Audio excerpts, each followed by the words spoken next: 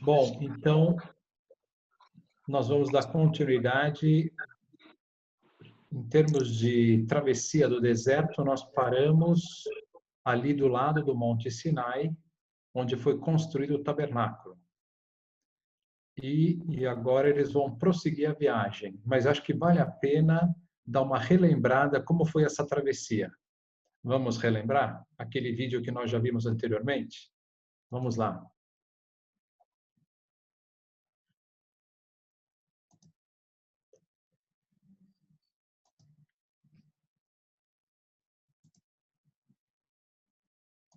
Pela península do Sinai até chegar a Canaã. Veremos também de forma pontual todas as batalhas que Israel enfrentou desde a sua saída do Egito até tomar posse de toda a terra prometida por Deus, Canaã. O povo de Israel era escravo no Egito e habitava a terra de Gósen, no delta do rio Nilo. Então observemos a provável trajetória assinalada no mapa com os números de 1 a 18. Ponto 1. Ramsés. Israel foi tirado do Egito. Êxodo, capítulo 12, números 33, 5. Ponto... Então, só para quem entrou há pouco tempo no curso, isso aqui é o caminho que o povo judeu realizou desde o Egito, onde eles ficaram 430 anos, né? E acabaram sendo, a partir de um determinado momento, escravos dos egípcios, até que vem a libertação através de Moisés.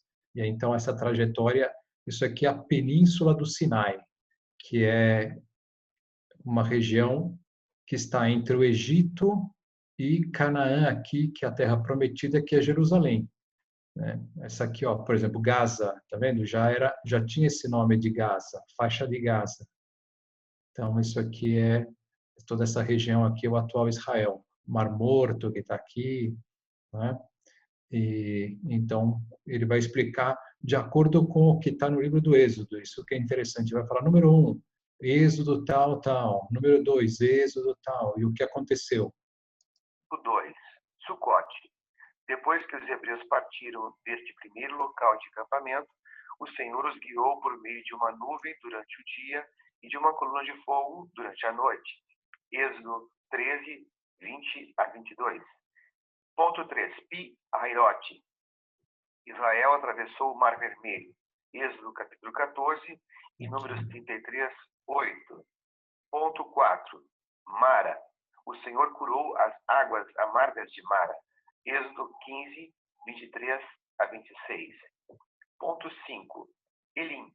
Israel acampou junto a 12 fontes de água. Êxodo 15, 27. Ponto 6. Deserto de Sim. O Senhor enviou maná e codornizes para alimentar Israel. Êxodo capítulo 16. Ponto 7. Refidim.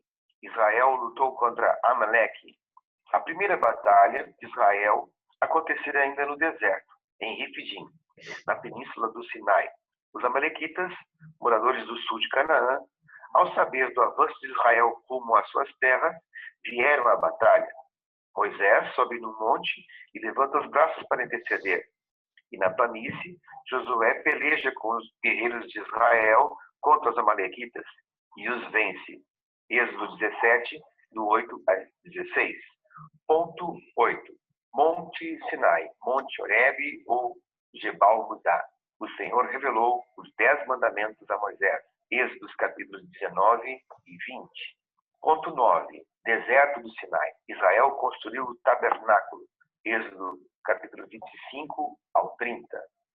Ponto 10. Acampamentos do deserto. 70 anciãos foram chamados para ajudar Moisés a governar o povo. Números 11, 16 a 17. Ponto 11. Ezion-Geber. Israel atravessou em paz as terras de Esaú e de Amon.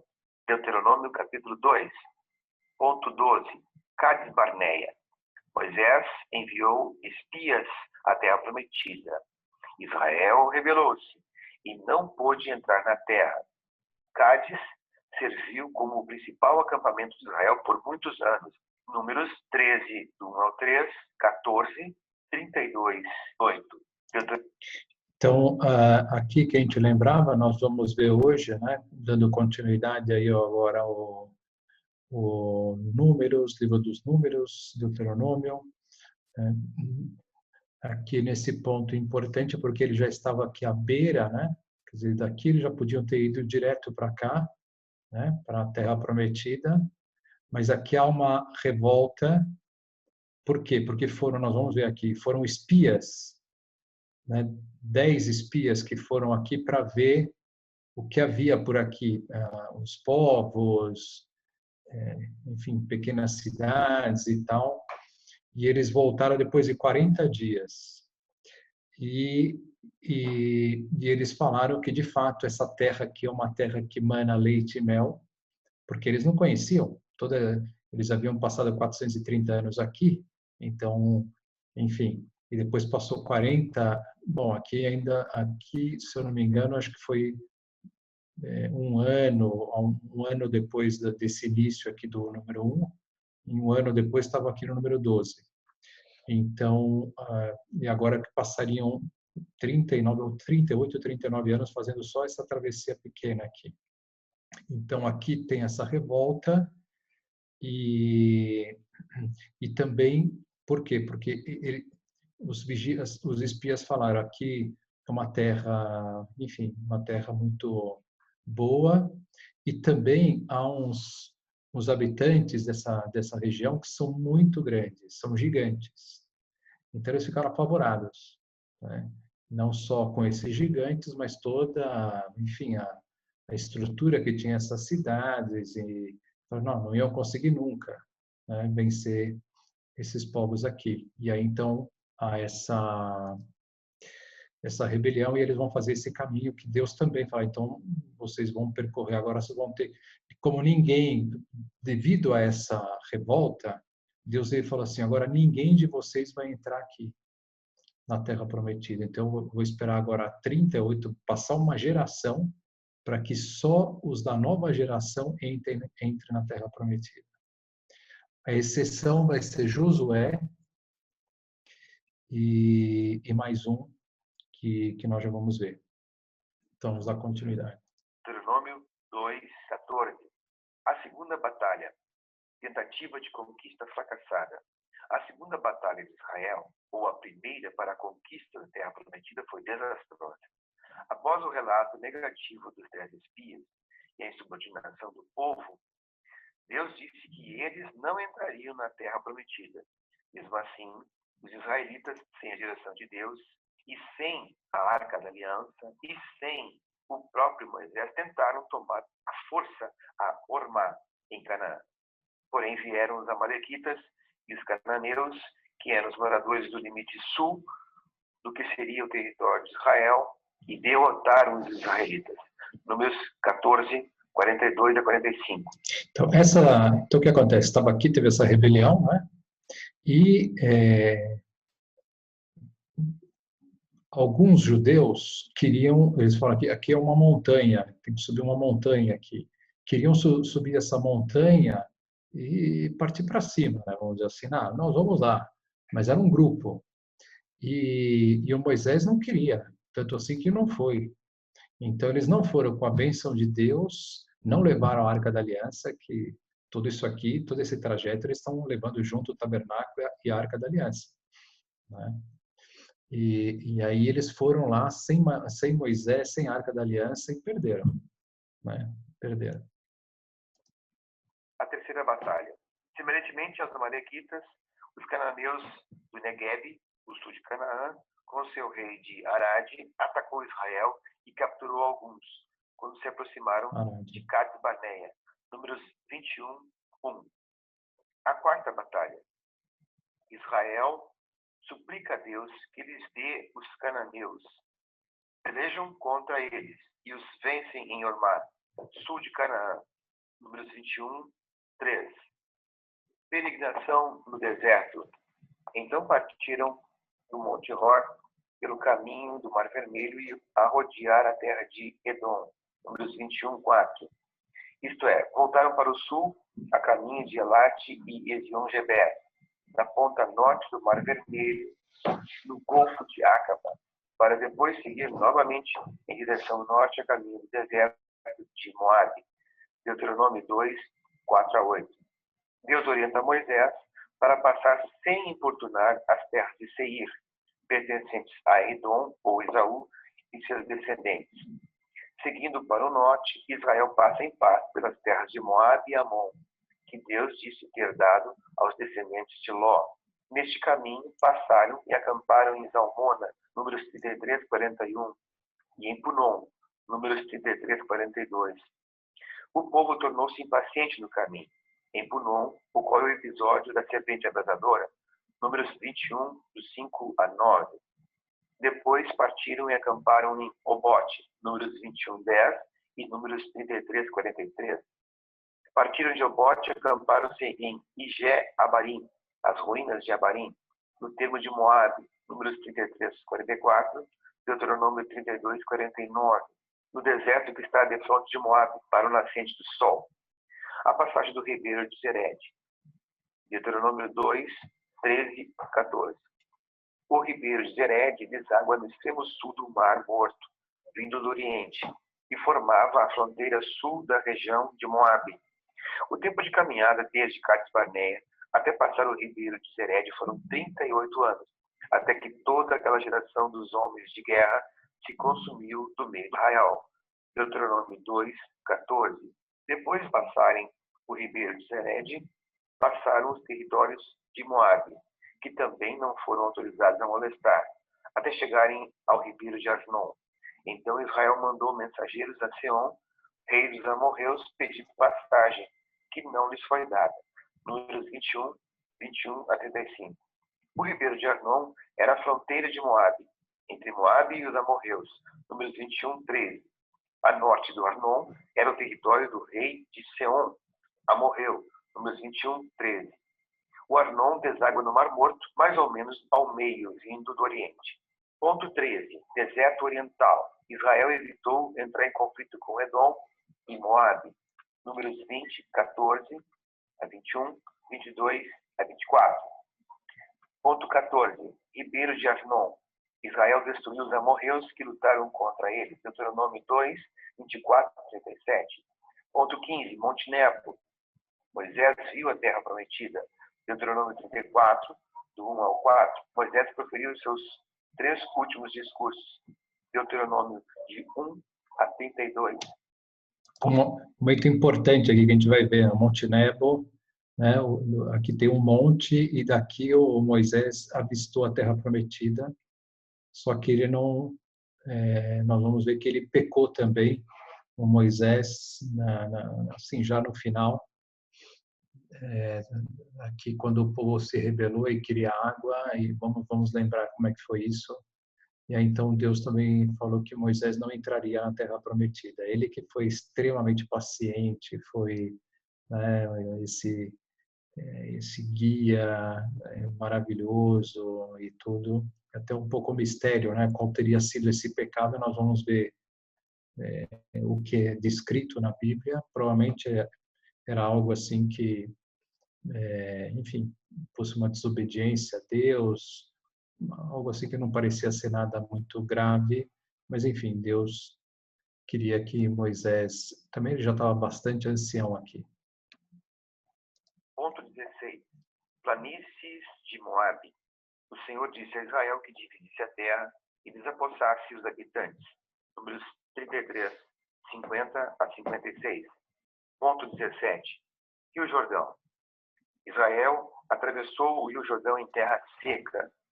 Próximo a Gilgal, algumas pedras do leito do Rio Jordão foram colocadas como monumento alusivo à divisão das águas do rio. Josué 3. Só lembra do Rio Jordão, não aparece aqui no norte, mas ele vai do Mar da Galileia, no norte de Israel. A Galileia foi toda a região da pregação de Jesus, né? Em torno desse Mar da Galileia, o Lago de Tiberíades.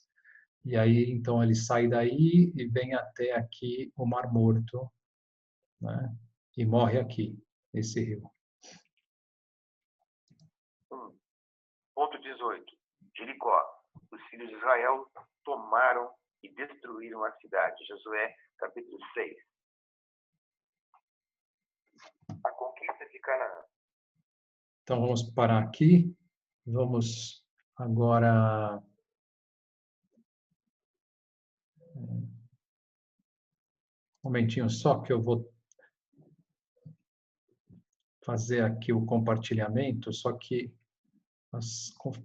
o Zoom cobre a tela que eu estou querendo mostrar. Espera aí.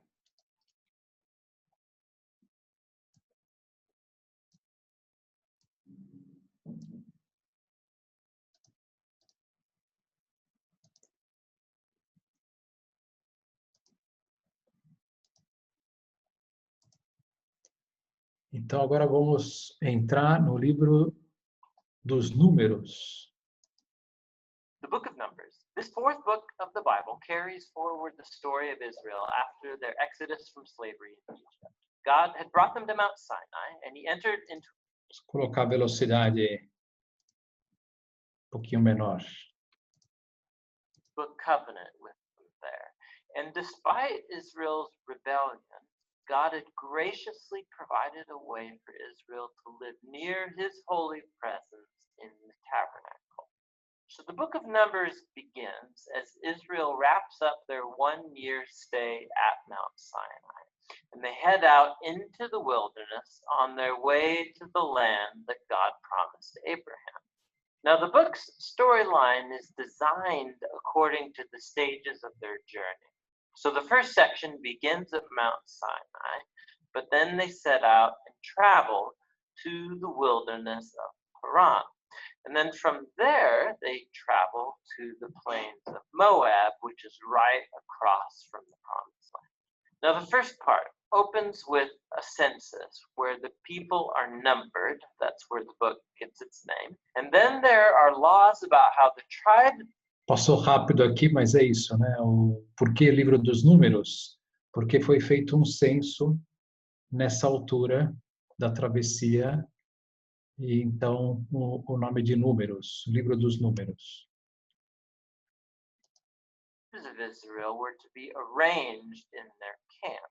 So the tabernacle was to be at the center, and then around that, the priests and the Levites, and then around them, the 12 tribes neatly arranged with Judah at their head. Now, this was all an elaborate symbol about how God's holy presence was at the center of their existence as a people.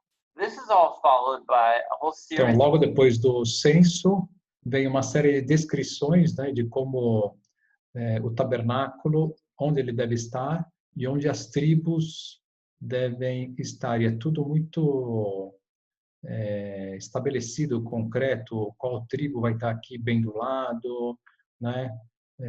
E as outras, os levitas, né? A tribo de Levi, aqueles que não tinham território, que eram sacerdotes, ficavam aqui, né? Levitas como um todo, né? Depois os sacerdotes que eram dos levitas ficavam aqui Judá, né? A tribo de Judá.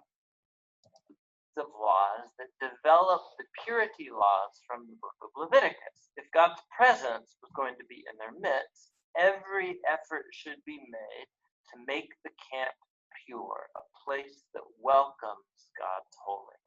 In chapter 10, the cloud of God's presence lifts from the tabernacle and guides Israel away from Sinai out into the wilderness. And immediately things... Então, isso volta a dizer que a nuvem, essa nuvem que guiou todo o povo de Israel durante a travessia do deserto, estava ali. Então, assim que eles levantaram acampamento, né, lá onde estavam lá no tabernáculo, de novo a nuvem foi na frente e foi guiando o caminho deles, e em todo momento, desde que eles saíram lá do Egito. Let's go terribly wrong. So in chapter 11, the people start complaining about their hunger and thirst and how they want to go back to Egypt. And then in chapter 12, Moses' own brother and sister begin opposing and bad-mouthing him in front of all of the people. This trip is not off to a good start. The next section begins as the Israelites arrive in the desert of Paran, about halfway to the promised land. And God tells Moses to send out the 12 spies, one for each tribe, so they can scout out the promised land.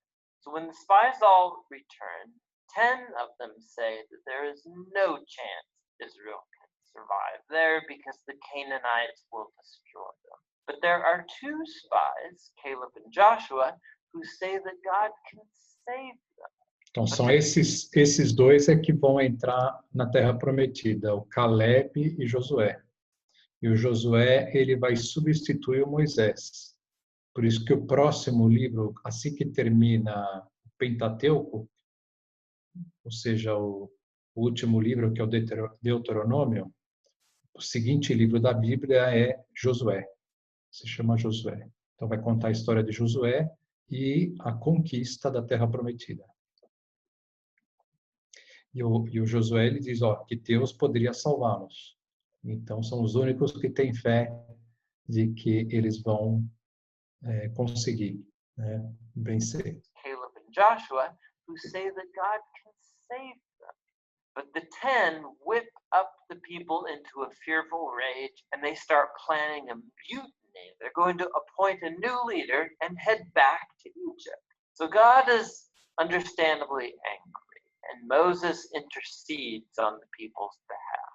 He calls God to be faithful to his promises to Abraham. And so God does, but not at the expense of his justice. He gives these Israelites what they want, to not enter the land.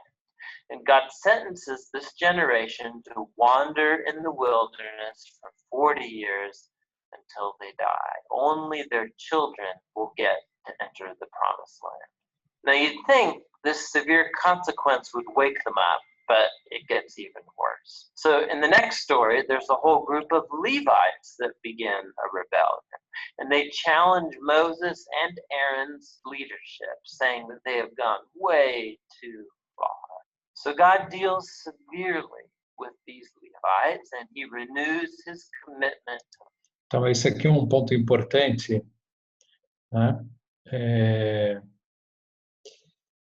Ou seja, foi depois daquele ponto número 12 que nós vimos lá no mapa, né? Que eles estão ali já ao sul da Terra Prometida, e aí aqueles espias e tal, os espiões, e essa revolta, e aí Deus fala que eles não vão entrar na Terra Prometida, eles então partem novamente, seguem acampamento. Passa um pouco depois, aí vai ter uma revolta dos levitas. Uma revolta, quem liderou é um tal de Coré, que era primo de Moisés, que começa a se rebelar pelo fato de que Moisés ele está se achando muito, vamos dizer assim, né? Quem é ele para fazer o que ele está fazendo, né? Ele está pensando que é Deus e tal, né? E aí dá enfim, uma divisão bastante grande. Eu até separei o trecho do livro dos Números para nós vermos o que aconteceu. Olha só que coisa impressionante, porque aqui não vai falar no vídeo. Então, deixa eu dar um stop aqui.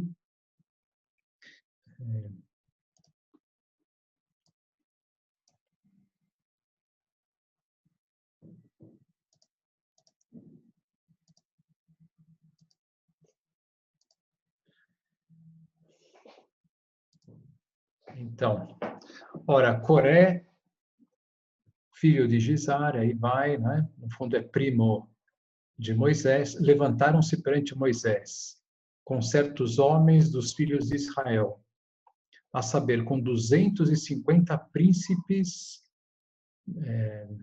dos levitas, né? Chamados à assembleia varões de renome. Ajuntaram-se contra Moisés e contra Arão, e disseram-lhes, basta-vos, visto que toda a congregação é santa, todos o são, e Jeová está no meio deles. Por que razão, pois, vos elevais sobre a Assembleia de Jeová? Quando Moisés ouviu isto, lançou-se com o rosto em terra, e disse a Coré e a toda a sua companhia, pela manhã, Deus fará conhecer aquele que lhe pertence. Ele permitirá chegar a si o que é santo. a saber, permitirá chegar a si o que escolher. Fazei isto. Coré e toda a sua companhia, tomai incensos, e amanhã ponde fogo neles, e sobre eles deitai incenso diante de Deus. E o homem a quem Deus escolher, esse será santo. Basta-vos, filhos de Levi. Disse Moisés a Coré: ouvi, filhos de Levi. É para vós, porventura, coisa de somenos importância que o Deus de Israel vos tenha separado da congregação de Israel, ou seja, tenha escolhido eles, né, como um povo, de certa forma, especial, porque são os levitas, para vos fazer chegar a si, a fim de cumprirdes o serviço do tabernáculo de Deus e estar perante a congregação para lhe ministrar, que te haja feito chegar a ti e a todos os teus irmãos, filhos de Levi, procurais também o sacerdócio? Portanto, tu e toda a tua companhia sois o que vos sublevastes contra Deus. E Arão, quem é ele para que murmureis contra ele? Mandou Moisés chamar a Datã e Abirão, filhos de Eliabe, mas eles responderam: não subiremos, ou seja, não prosseguiremos em direção à terra prometida. Bom, o fato é que eles se juntam, todos eles, e aí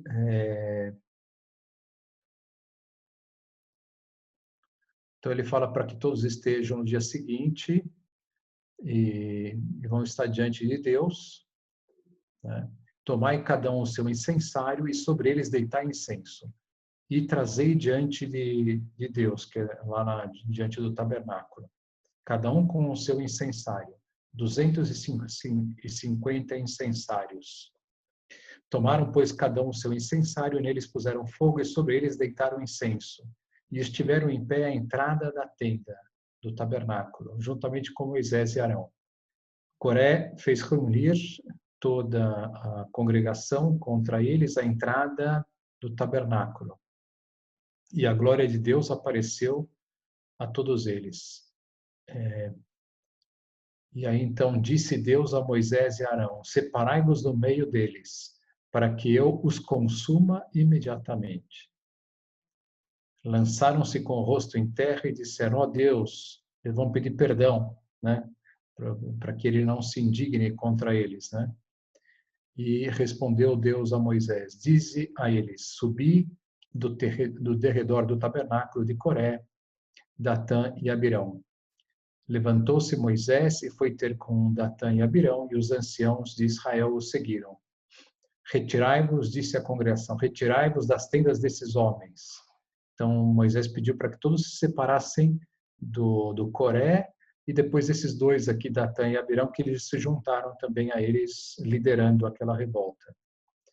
Não toqueis em coisa que lhes pertença, para que não sejam arrebatados em todos os seus pecados. Subiram, pois, do derredor do tabernáculo, saíram, estiveram em pé à entrada com as mulheres, seus filhos e seus pequenos. Então disse Moisés: nisto conhecereis que Deus me enviou a fazer todas estas obras, porque não as tenho feito de mim mesmo.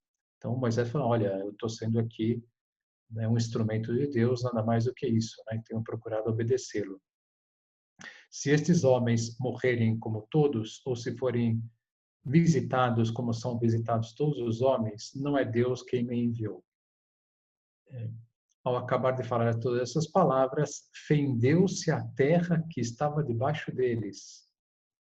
A terra abriu a boca e tragou-os com suas famílias, com todos os homens que pertenciam a Coré e com toda a sua fazenda. Então, isso é um episódio interessante ali, né? Quer dizer, as pessoas que se revoltaram contra Moisés, imagina, Moisés estava ali, né? Deus escolheu Moisés e ele estava tendo que suportar enfim, as rebeldias daquele povo e tal. E aí você vê que foi um momento de soberba desses homens e se enfrentaram ali até querendo estar diante do tabernáculo e tal. Enfim, aí Deus, vendo o pecado desses homens, os tragou, né? Abriu uma fenda e todos eles sumiram. esses 250. Vamos continuar.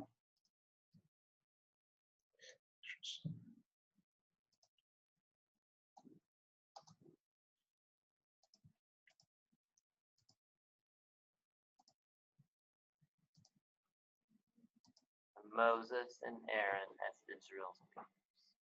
Now, as they leave the region of Paran and hit the road, it goes downhill yet again. The Israelites start complaining again about their thirst, and they ask why Moses even brought them out of Egypt in the first place.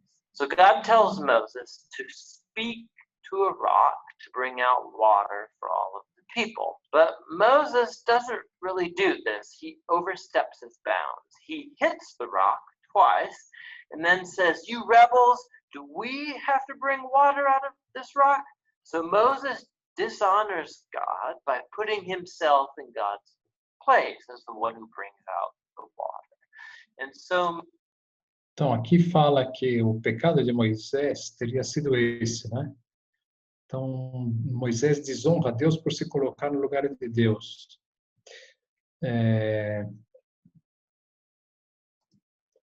Alguns acham que é por falta de confiança de Moisés, porque ele bateu 2 vezes na pedra para que ela saísse água, quando Deus tinha falado para bater uma única vez.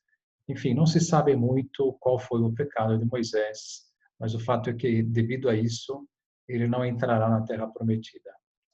And then says, "You rebels, do we have to bring water out of this rock?" So Moses dishonors God by putting himself in God's place as the one who brings out the water. And so Moses brings down on himself the same fate as the wilderness generation. He too will die in the desert and never get to enter the promised land. After this, the Israelites rebel yet again, and God brings a very strange judgment on them. Venomous snakes to come and bite the people. And so Moses again intercedes on behalf of the people. And God tells Moses to do this, to make a bronze snake and lift it up on a pole, so that whoever looks at this snake would be healed of the poisonous snake bite. It's a very strange symbol, but it speaks to the challenge that God has by being faithful to his covenant. He's right to bring justice on the Israelites' evil and sin. But even God's justice gets transformed into a source of life for those who will look to God for healing. From here, the people head into the plains of... Então, já comentamos que esse episódio da serpente levantada na haste de bronze é a imagem de Cristo. Né? Então, você vê como Deus ele vai jogando com coisas que vão ser depois realizadas no futuro. Então, todos aqueles que olham aquela serpente são curadas daquele veneno, né? Do veneno da cobra. O veneno da cobra. Cobra foi a serpente do pecado original, né? Então, a cobra é que traz o mal. Então tudo isso é um símbolo do pecado, né?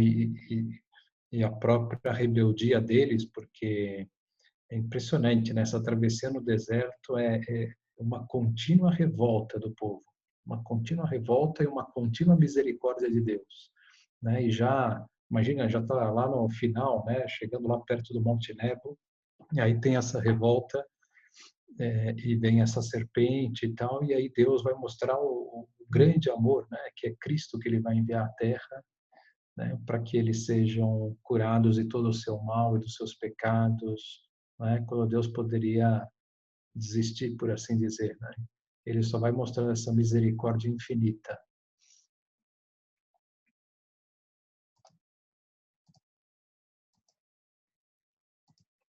Moab. And the first main part of this section focuses on the strange figure of Balaam. So the king of Moab is... Então, eles entram agora na planície de Moabe, que está ali já... ali no final da planície de Moabe está o Monte Nebo. Então, uma planície, e aí então eles vão passar junto de um povo chamado Moabitas, né? E aí vai acontecer um episódio muito interessante, né? Que é o episódio de Balaão. Não sei se vocês já ouviram falar, o Balaão e a sua burra. Então, precisamos lembrar, Moabitas não eram judeus, ou seja, era um povo que estava lá, pagão, vamos dizer assim, né? E Deus vai suscitar um homem deste povo para fazer algo muito interessante.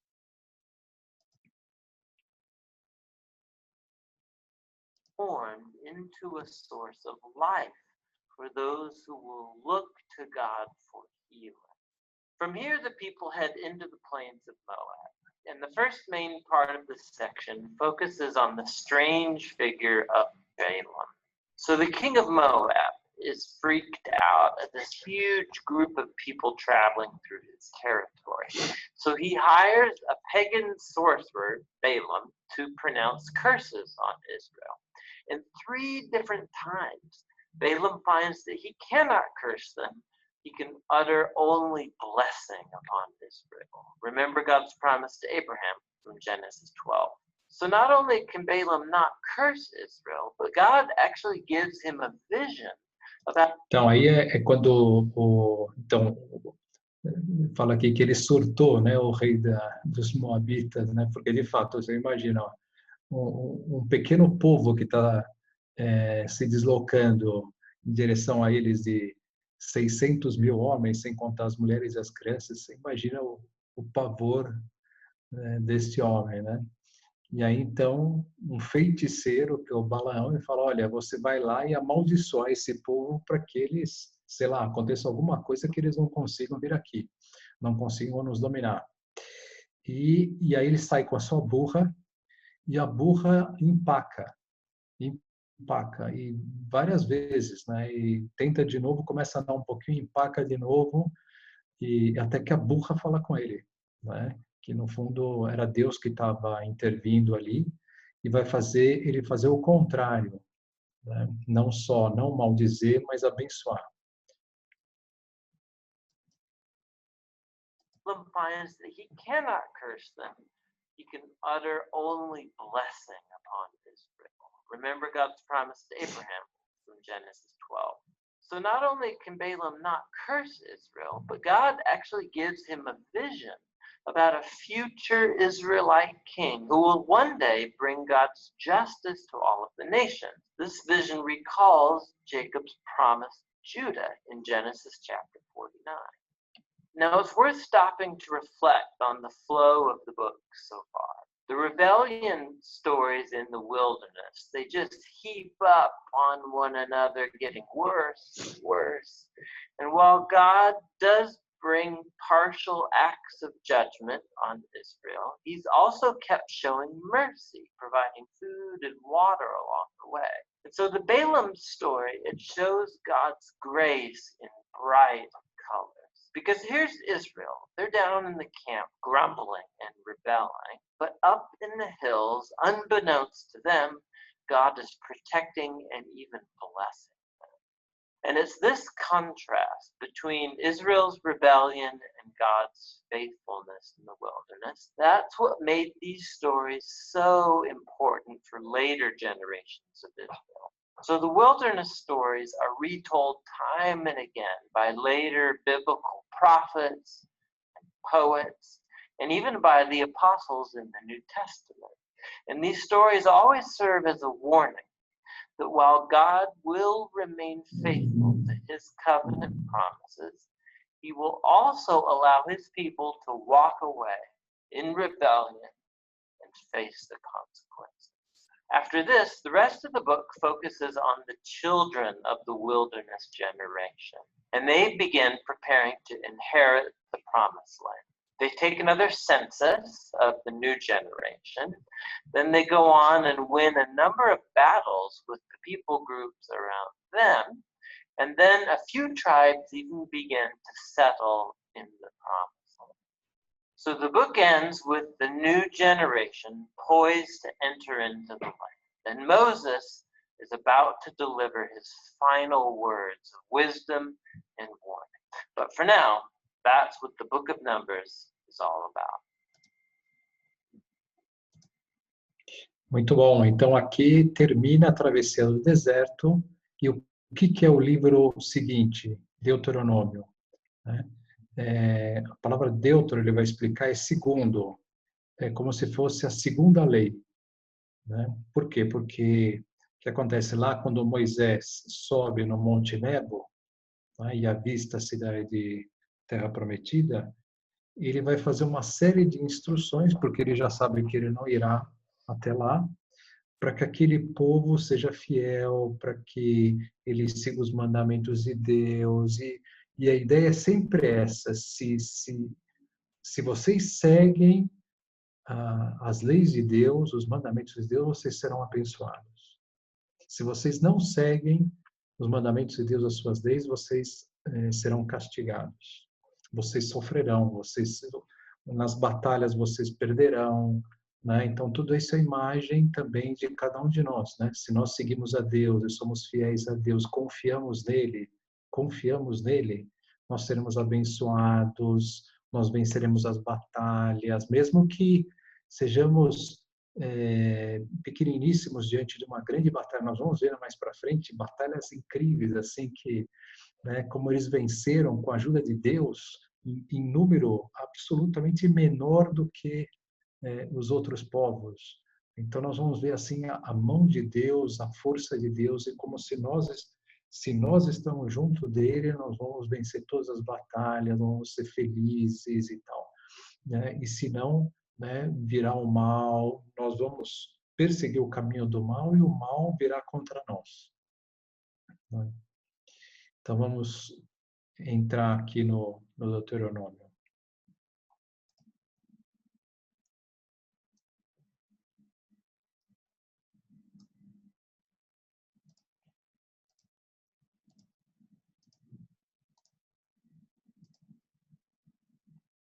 The book of Deuteronomy is the fifth book of the Bible and the final book of the Torah. After the exodus from Egypt, Israel was at Mount Sinai for 1 year, entering into a covenant with their God. And then they had the disastrous road trip through the wilderness, and the Exodus generation disqualified themselves from entering into the land promised to Abraham. And so Deuteronomy begins with Moses standing in front of this new generation, explaining the Torah. And it's from here that the design and purpose of the book unfolds. Deuteronomy is a series of speeches from Moses where he's calling the next generation of Israel to be faithful to the covenant with their God. At the center of the book is a collection of laws, which are the terms of the covenant between God and Israel. Some of the laws are new, but many are repeated from the laws given earlier at Mount Sinai. And that's actually where this book gets its name, from a Greek word, deuteronomion, which means a second law. Now, surrounding these laws are two outer sections of Moses' speech. Each of these are broken up into two parts themselves. Let's just dive in and we'll see how this whole thing works. So Moses, first of all, summarizes the story so far, and he highlights how rebellious the previous generation was, in contrast with God's constant grace and provision in the wilderness. God did bring justice on them, yes, but he did not abandon his covenant promises. After this comes a series of very passionate sermons where Moses calls on this new generation to be more faithful than their parents were to the covenant. He reminds them of the 10 Commandments, and then the centerpiece of this section is a famous line called the Shema. Moses says, "Listen, Israel, the Lord is our God, the Lord alone, and you shall love the Lord your God with all of your heart, with all of your soul, and with all of your might." This became a very important daily prayer in Judaism, and it brings all of the themes of the book together. So the word listen, or Shema in Hebrew, it means much more than just to hear. Its meaning includes responding to what you hear, or in English we would say obey. And the word love in Hebrew also means much more than just an emotion or feeling. It's about a decision of wholehearted devotion to God that involves your will and your emotions, your mind and your heart. Now, for Israel, their obedience and devotion to God served a much larger. Então, o Shema, não sei se vocês lembram, no Novo Testamento, haverá um momento em que um judeu vai se dirigir a Jesus e falará, né, Senhor, nós já ouvimos falar sobre o maior mandamento de todos. Amarás o Senhor teu Deus com todo o teu coração, com toda a tua alma, com toda a tua força, com todo o teu entendimento. Então eles sabiam isso de cor, isso era o Shema, porque isso resumia o mandamento de Deus, né? Amar a Deus, com todo o coração. E é muito bonito se a gente pensar, né? Ou seja, que a gente não deve amar a Deus com uma partezinha do coração, né? Mas com todo o nosso coração, com toda a nossa alma. E quando eu penso assim, que amar a Deus com toda a alma significa amar identificando a nossa alma com a alma de Deus, ou seja, procurando a santidade, sermos santos, amar a Deus com toda a nossa alma, com toda a nossa força. Ou seja, qual a força que nós temos para que colocar para amar a Deus, para ir à missa aos domingos, para viver os seus mandamentos, né, para seguir os seus conselhos com toda a nossa força. A maior força que nós temos que ter é para amar a Deus. A maior força, né? Tem que estar lá na frente. Né? Quantas pessoas fazem isso hoje? Né? Quantas pessoas amam a Deus com todo o seu coração? Todo o seu coração, onde Deus é o primeiríssimo na sua vida e pautam toda a sua vida em Deus. Isso é o que Deus quer. Que toda a nossa vida seja pautada por Ele. Absolutamente toda. Trabalho, enfim, família, descanso, viagem, tudo seja pautado por Deus. Amarás o Senhor teu Deus com todo o teu coração, com toda a tua força e com todo o teu entendimento. É o que nós estamos fazendo aqui, o curso da Bíblia, entender a Deus, penetrar nos mistérios de Deus, porque isso faz com que nós entendamos mais a Deus, entendamos mais os seus preceitos, os seus caminhos, e isso só enriquece a nossa alma e nos faz amar tudo aquilo que Deus nos ensina, porque nós vamos ver através do entendimento toda uma beleza, toda uma grandeza que está por trás. Então, nós não podemos ter uma fé vazia, porque a fé vazia faz com que eu não entenda determinadas coisas, como o purgatório, como a gente falava na última aula, não entenda. Ainda me lembro um professor no cursinho falava, ainda a igreja fala que existem essas coisas como o céu, o inferno e o purgatório, né, como se fosse parte de uma mitologia, né, parte de uma, né? Mas olha, né, ler a Bíblia, conhecer com profundidade como nós estamos fazendo, saber que a Bíblia ela tem um embasamento seríssimo, o que nós estamos lendo hoje com relação ao que foi escrito no original e assim vai. Todo esse estudo profundo que vai dando uma força na nossa fé maravilhosa, né? Então, amarás o Senhor teu Deus com todo o teu entendimento. Entender por que Deus estabelece isso, fala isso, por que, por exemplo, jovens, que jovem que vive a castidade hoje, né, antes do casamento, né, de não ter relações sexuais antes do casamento, né? Isso é o sexto mandamento, né? E a maior parte dos jovens não dá a menor bola para isso, né? A menor bola, né? Então vou entender, puxa, mas é difícil. Eu não faço mal a ninguém. E qual é o problema? Então não, vamos entender. Deus sabe mais. Vamos entrar na mente de Deus. Vamos perceber por que isso é um caminho, por que esse é o caminho do bem e não seguir isso nos leva para o mal, né? Então vamos continuar aqui no Shema.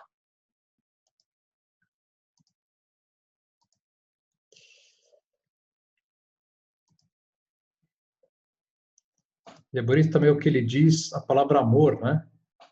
Que não é só um sentimento, mas leva consigo obediência. Então, isso também é muito interessante, né? De que os conceitos hebraicos, eles têm nós temos que entender também, né? Porque não é o mesmo que nós estamos, que nós temos hoje na nossa língua, na nossa cultura. To what you hear, or in English we would say, obey. And the word love in Hebrew also means much more than just an emotion or feeling. It's about a decision, of wholehearted devotion to God that involves your will and your emotions, your mind and your heart. Now, for Israel, their obedience and devotion to God served a much larger purpose.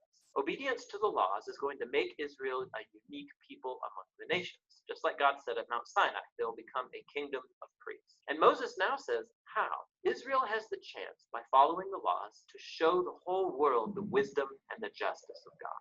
The other key idea in the Shema is that Israel was called to obey and be devoted to the Lord alone. Or literally, in Hebrew, it says, the Lord is one. Now, in context, the point is that the Lord is the one God Israel is to worship and obey.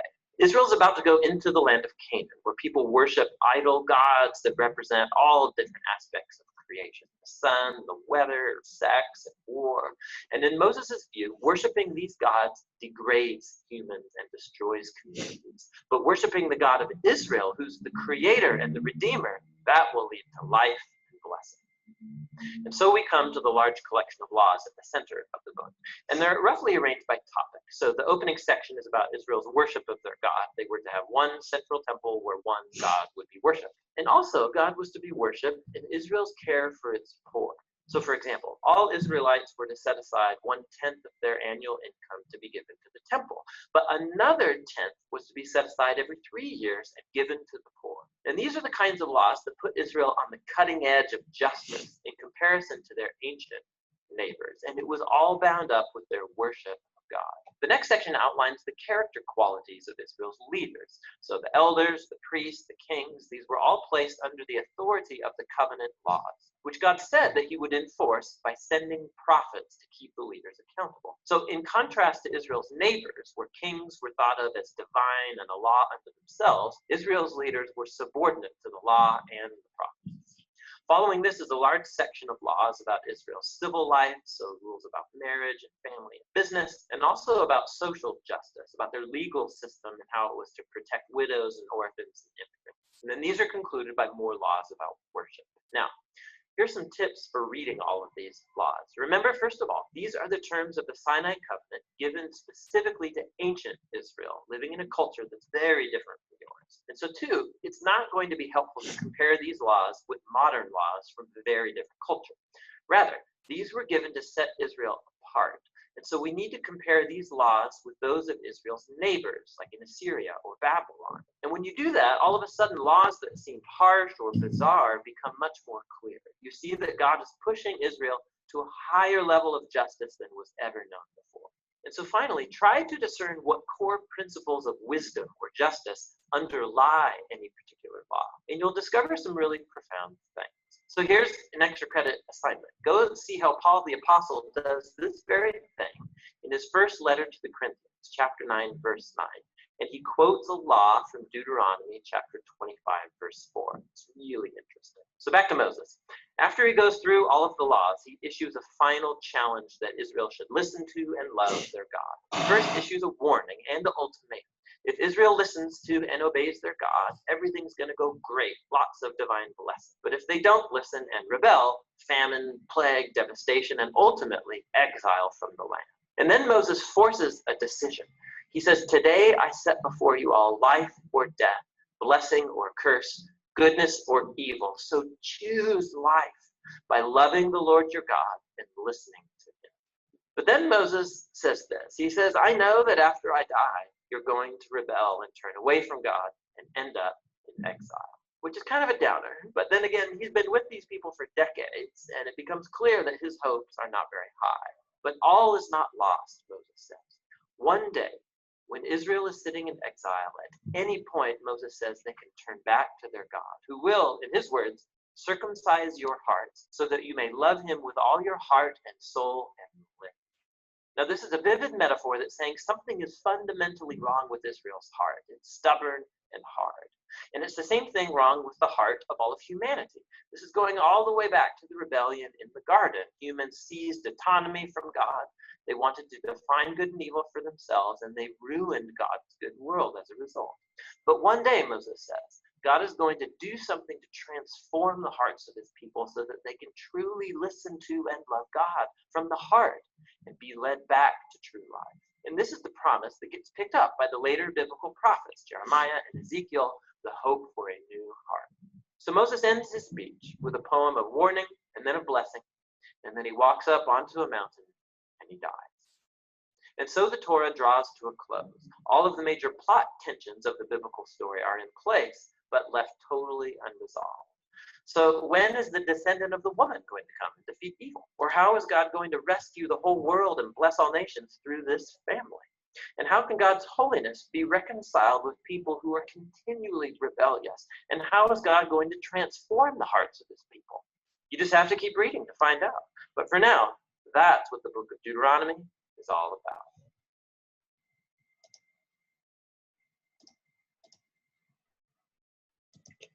Muito bem. Olha aí, estamos avançando, hein? Avançando. Algum comentário que vocês queriam fazer? Pai, desse modo você eliminará o mal desse meu início. Meu Deus. Hã?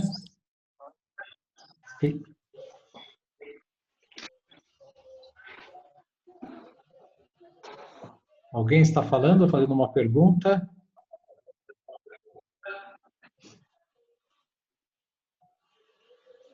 Interessante ali que aparece no final, né? Moisés já sabendo que o povo, depois de todas aquelas instruções, né? Entre a escolha, entre a vida e a morte, né? Entre o bem e o mal, ele, de alguma maneira, Deus deve ter mostrado para ele que eles seguiriam o caminho, muitas vezes seguiriam o caminho do mal, e chegaria mais uma vez a serem expulsos da terra deles. A expulsão da terra prometida era a pior coisa que poderia acontecer, né? Se Deus tinha escolhido essa terra para eles, né, tão especial, e de fato eles serão expulsos. Vai haver uma divisão entre os reinos, né, de todas as tribos das 12, depois de Salomão, do rei Salomão, haverá uma divisão, o reino do norte e o reino do sul. E haverá, o reino do norte praticamente vai ser destruído, e o reino do sul será dominado pelo Império da Babilônia.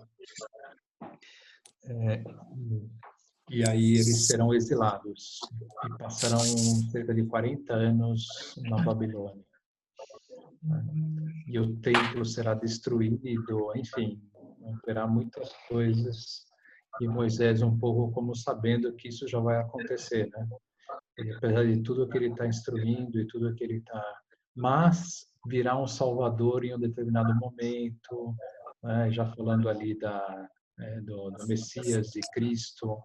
Eu estava pensando agora, né, vendo esse vídeo, nesse momento, que pelo menos me veio essa ideia de que o que acontece, qual que vai ser a grande diferença entre o Antigo Testamento e o Novo Testamento? Entre a Antiga Lei e a Nova Lei.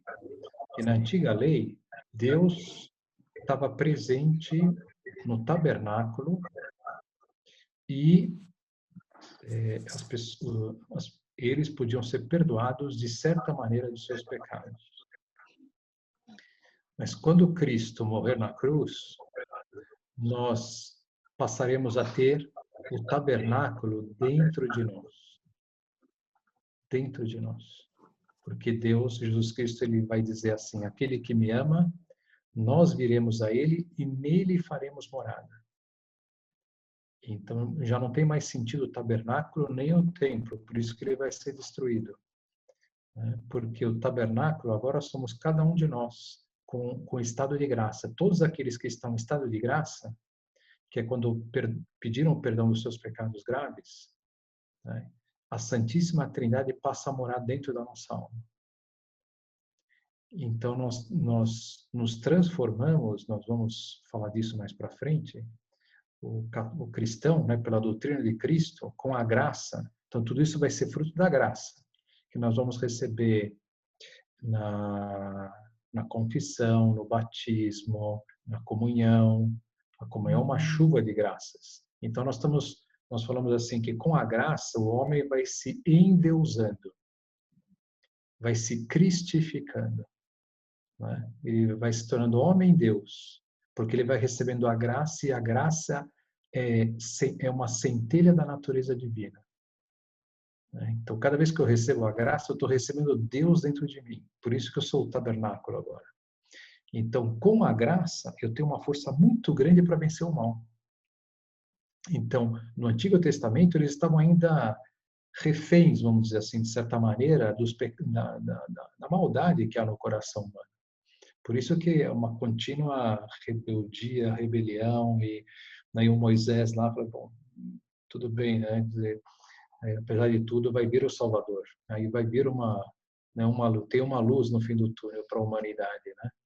Que é a graça de Deus, a salvação que vem de Cristo e a graça que nós vamos poder receber dentro da nossa alma, né? Para sermos a imagem de Deus. Mas sempre vai continuar, como hoje a gente sabe, dependente da liberdade de cada um, de poder acolher essa graça de Deus e receber a graça de Deus. Se o homem não se abre para a graça de Deus, não procura os sacramentos, ele continua sendo dominado pelo mal. Então, com Cristo e a sua salvação, há um caminho para a salvação. Há um caminho para que o bem prevaleça dentro de cada um de nós e se espalhe aos demais. Deu para entender? O que seriam os pecados graves, padre? Os pecados graves, aqui não vai dar tempo de falar. Nós podemos falar na próxima aula. Você me cobra? Cobra. Né? Então, como definiria, né, os pecados graves? O pecado grave, no fundo, é o pecado mortal. Não é pecado. Exatamente. Isso tudo...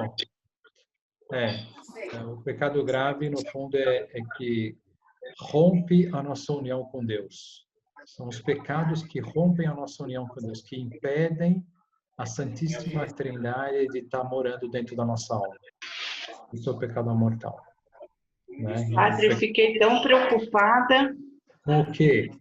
De pensar que Moisés, porque ele bateu 2 vezes, era para bater uma vez só, sair a água da rocha. Mas não é bem, eu acho que não é bem. Quer dizer, eu acabei de ler hoje sobre isso, e não há... Olha, que é sobre o não se sabe bem o que aconteceu. Não se sabe bem, porque não está explicado na Sagrada...